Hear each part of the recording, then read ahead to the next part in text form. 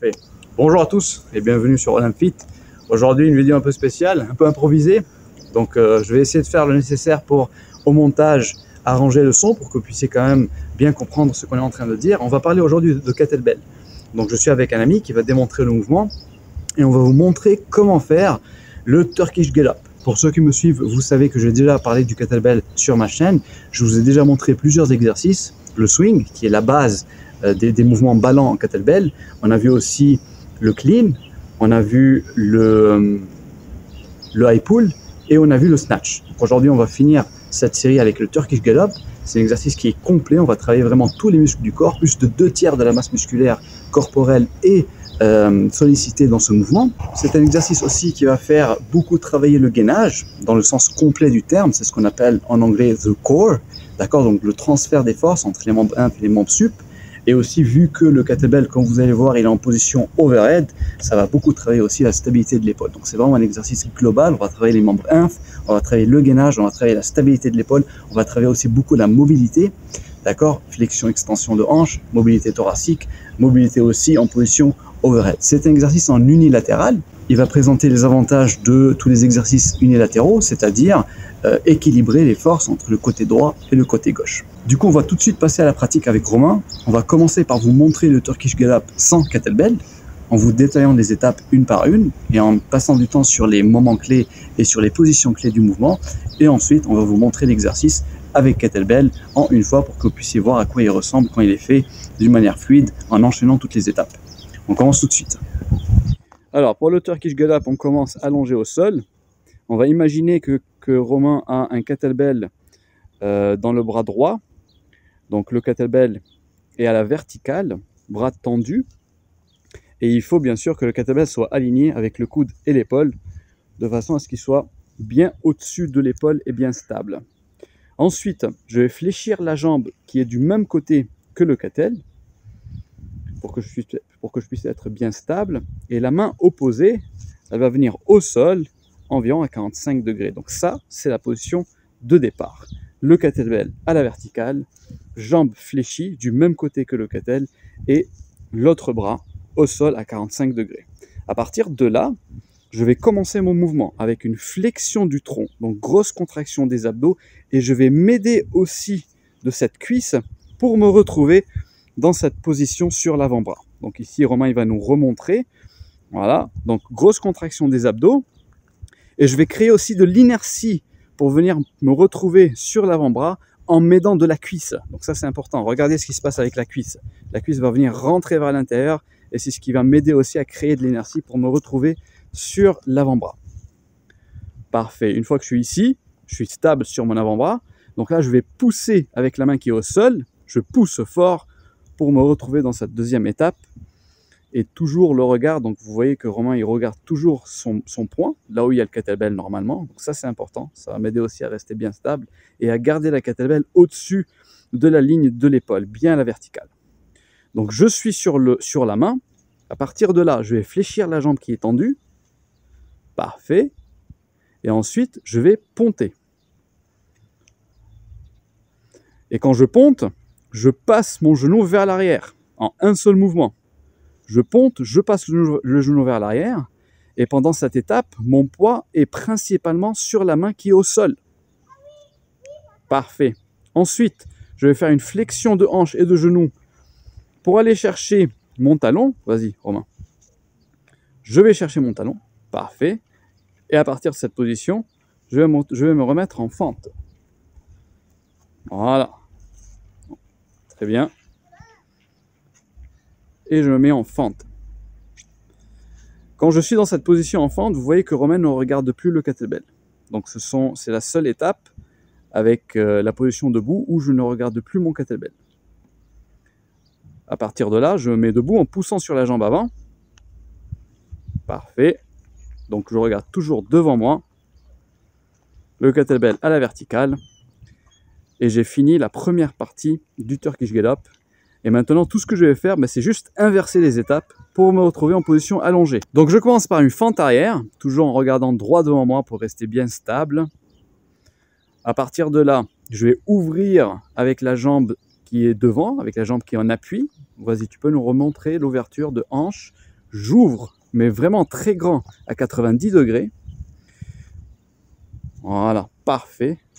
Ensuite, je vais aller chercher mon talon en venant s'asseoir sur le talon. À partir de cette position, dans le prolongement de ma cuisse, je vais poser le bras au sol. Je regarde mon kettlebell pour le garder bien en équilibre au-dessus de l'épaule. Donc là, j'ai retrouvé mon trépied. Le poids est principalement au niveau de mon bras qui est au sol et du genou qui est au sol. À partir de cette position, je vais faire mon pontage et je vais venir passer ma jambe arrière vers l'avant. Donc on remonte cette étape de transition. Je ponte et je fais passer ma jambe arrière vers l'avant. Donc pendant le pontage, bien sûr, mon poids est principalement supporté par mon bras qui est au sol et par mon pied droit qui est au sol. Là, je me retrouve en position assise, la jambe allongée, le bras en appui au sol. À partir de là, je vais chercher le sol avec mon avant-bras pour me retrouver en appui sur l'avant-bras. Et ensuite, je vais maîtriser la descente grâce à une grosse contraction des abdos et aussi, comme à la montée, la cuisse qui est fléchie va me servir de contrepoids pour maîtriser la descente et ne pas me faire embarquer par le kettlebell. Donc ça, c'est une étape qui est quand même importante. Et dans beaucoup de cas, on voit les gens qui se font emporter par le kettlebell. Donc ici, c'est les abdos et la jambe qui est fléchie qui vont me servir pour contrôler cette descente avec toujours le bras à 45 degrés au sol qui me sert d'appui. Voilà. Et là, je me retrouve en position allongée. Et j'ai fini mon Turkish Get Up. Et maintenant, on va passer à la version avec kettlebell. Alors là, on est dans cette position allongée à côté du kettlebell. Pour prendre le kettlebell, il y a une étape qui est très importante. Ça va être de s'enrouler de façon à se retrouver en position fétale juste à côté du kettlebell. Donc je prends le kettlebell dans la main et regardez comment le kettlebell est posé au niveau de la pomme. Il est posé à la base de la pomme dans l'alignement du pouce. Donc je ne veux pas que le kettlebell soit ici, ça c'est faux.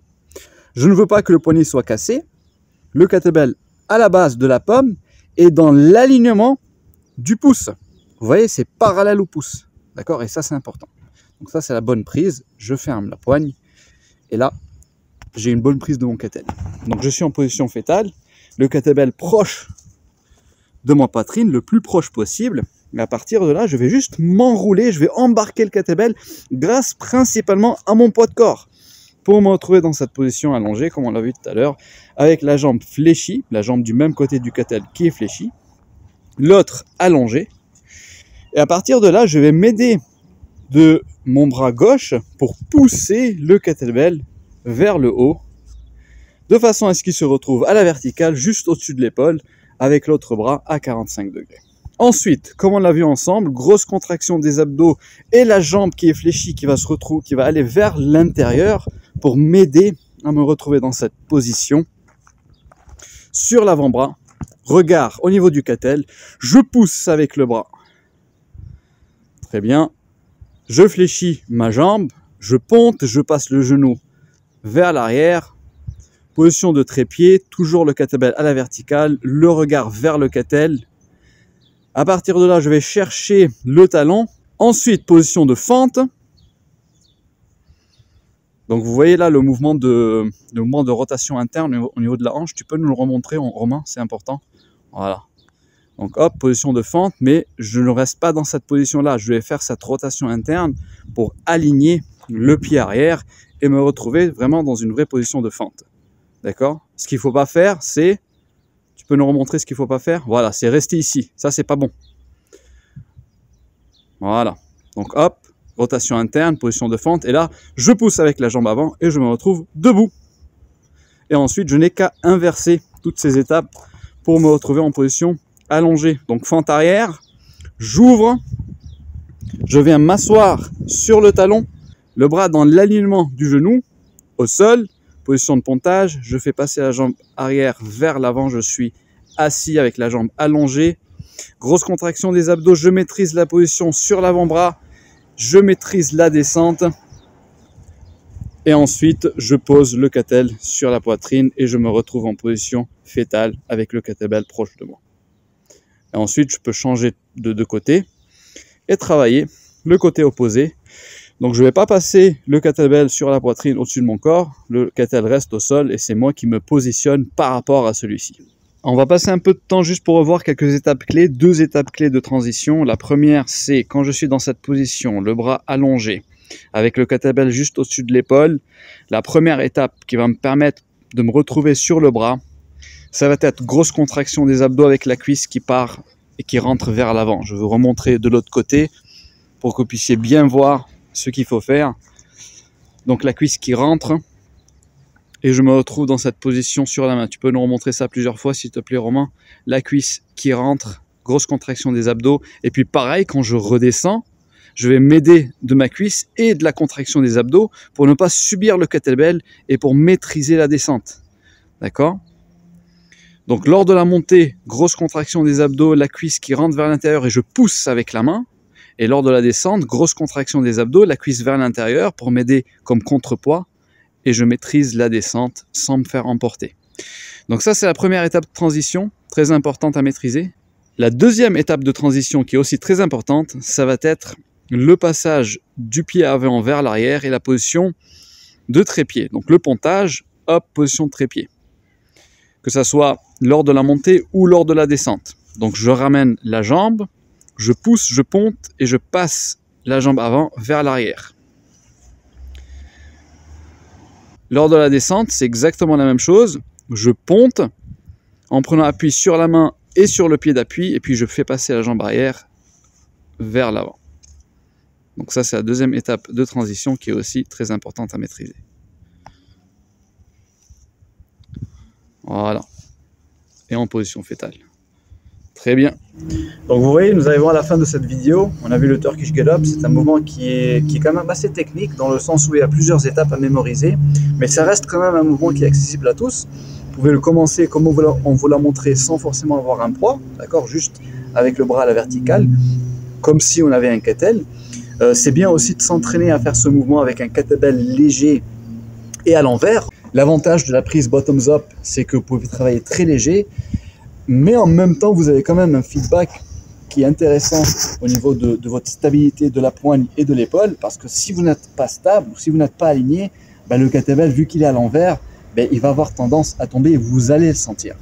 D'accord ? Et c'est ça ce qui est important, c'est de sentir que je suis mal positionné, j'ai perdu mon alignement, le kettlebell tombe, donc je peux me corriger parce que le kettlebell m'a dit que je n'étais pas bien positionné parce qu'il est tombé. C'est ce qu'on appelle les self-limiting exercises. Donc comme vous l'avez remarqué, c'est une vidéo qui est improvisée. On est en vacances avec Romain, il avait quelques kettlebells dans son camion, donc on s'est dit c'est l'occasion de vous monter le Turkish Get Up et de mettre en avant aussi cet outil qui est quand même assez polyvalent, qu'on peut transporter facilement et l'emporter avec nous quand on se déplace pour continuer quand même à avoir une activité physique, même si on n'a pas une salle à disposition. Voici pour cette vidéo, j'espère que vous avez aimé et que vous avez appris des nouvelles étapes et un nouvel exercice à faire avec le kettlebell. Aimez et partagez pour m'aider à faire connaître mon travail sur la chaîne Olymfit et je vous dis à très bientôt dans une très prochaine vidéo.